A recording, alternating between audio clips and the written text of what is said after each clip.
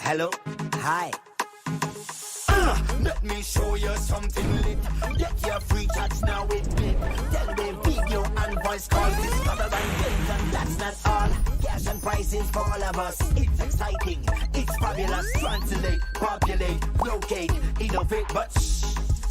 It's a secret, no need to keep it. You won't see me here again. 3, 2, 1. I'll see you in a bit. Download the app now for chat. This is the news on top of the hour. Live from our studio in Georgetown. Kaieteur Radio, 99.1 FM. I'm Kevin Smith. Happy Yom Nabi to all our Muslim brothers and sisters in Guyana and abroad celebrating today. Without further ado, let's get to the news in detail. In light of the economic pains unleashed by the COVID-19 pandemic, commercial banks, on the advice of the country's regulator, the Bank of Guyana, have provided more than $22 billion in COVID-19 relief to cushion the blow to the economy. According to the Bank of Guyana's 2021 half-year report, Citizens Bank Guyana Inc. granted $12 billion in relief to sections of the economy, while GBTI granted $6 billion and Bank of Nova Scotia granted $4.2 billion. Collectively, they account for $22.2 billion of total relief measures granted at the end of June 2021 by the banking sector. Central Bank said the services subsector continues to receive the largest portion of relief, with 60.2% or $16.5 billion Ghana dollars of total relief granted at the end of June 2021. As for the relief granted to the households sector, this represented 3.1% or 846 million Ghana dollars of total relief granted and 2.5% of total loans to the households sector. And moving on, the Parliamentary Public Accounts Committee, or the PAC, has highlighted the trend of evaluators bypassing the lowest bidders on projects. The issue came up during a discussion of the committee yesterday about contracts awarded by the Regional Administration of Region 10 in 2016. According to the finding outlined in the Auditor General's 2016 report, the Regional Tender Board had awarded 14 projects totaling $38.5 million, but none were to the lowest or most responsive bidder. In some instances in the report, the contracts were awarded to the highest of 3 bidders, but there was no explanation as to why the lowest bidders were sidestepped. Although he was not the accounting officer in 2016, Regional Executive Officer Dwight John was made to answer to a series of instances where the lowest bidders for contracts were sidestepped. In other news, ESSO is poised to hold public consultations on the environmental impact assessment for the Yellowtail project in the Stabroek Block from October 25th to November 5th.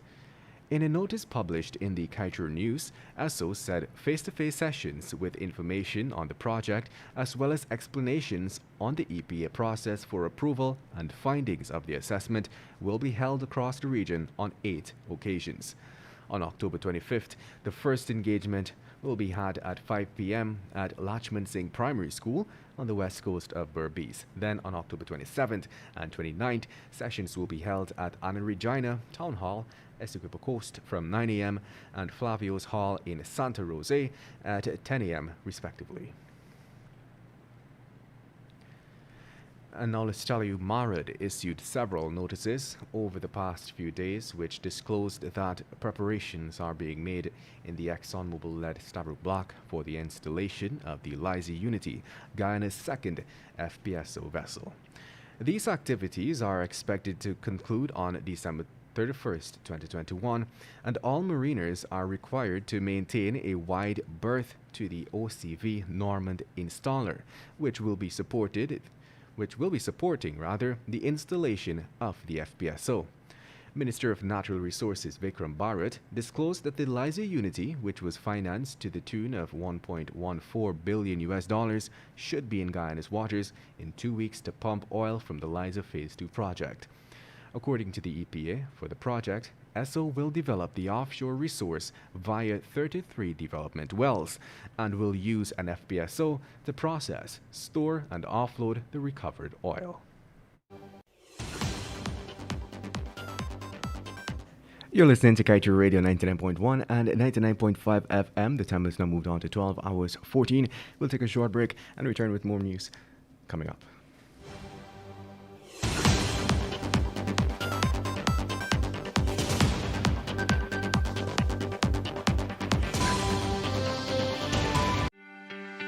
This is GHK Lal inviting you to join me weekdays from Monday to Friday on the National Outlook for commentary on a range of issues. Immediately after the 12 noon and 7 p.m. newscasts on Kaieteur Radio at 99.1 FM and 99.5 FM. Looking forward to you sharing in the conversation.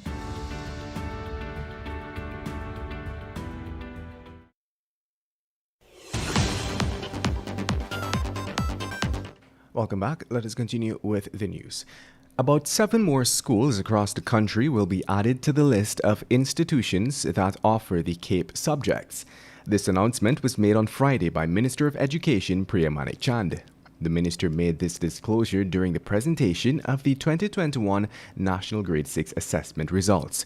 She said that 3 of the schools that would be offering CAPE are the JC Chandi Singh Secondary in Region 6, West Amarara Secondary School in Region 3, and Anna Regina Secondary in Region 2. The Education Minister told her audience at the ceremony that her ministry and government are committed and dedicated to providing students with an enriching and fulfilling education at any secondary school they attend. The move to add these schools to the list of institutions offering CAPE is just one of the changes the ministry is making to realize more top schools and to change the perspective some people have as it relates to some schools, the minister revealed.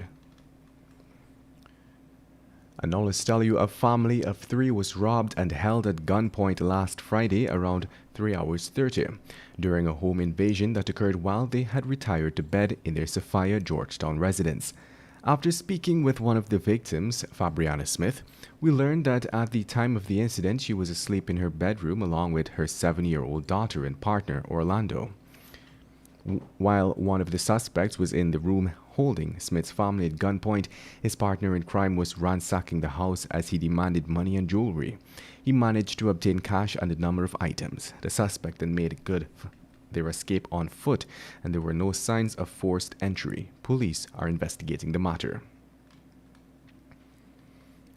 And moving on.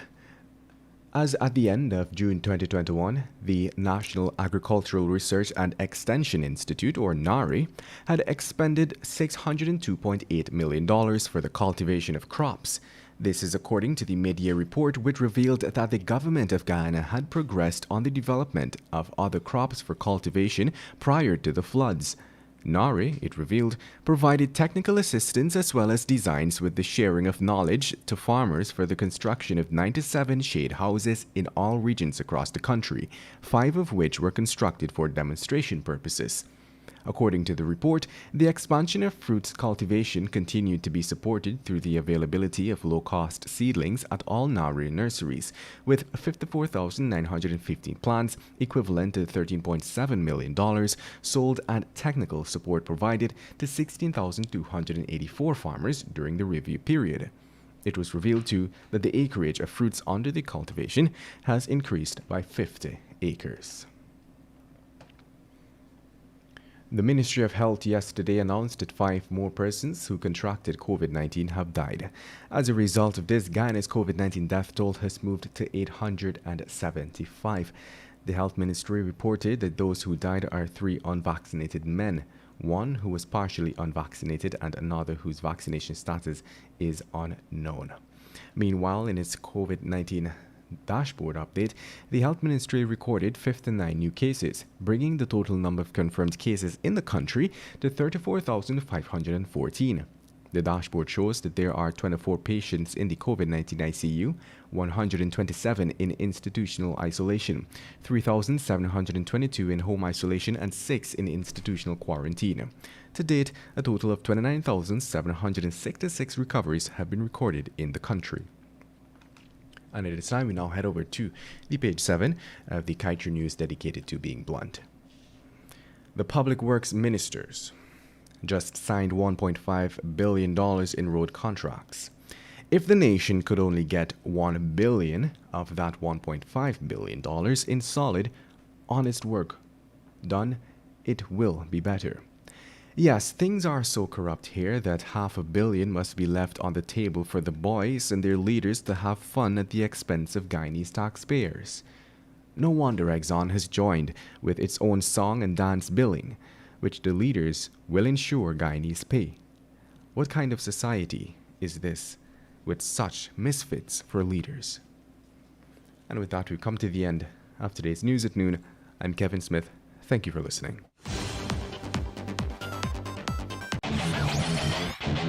Want value for your advertising dollar? Then place your ads on Kaieteur Radio's Newscasts. Streamed live on 6 different mediums, reaching hundreds of thousands. Advertise today and watch your dollar grow. Call us on 225-8465 or 226-8211.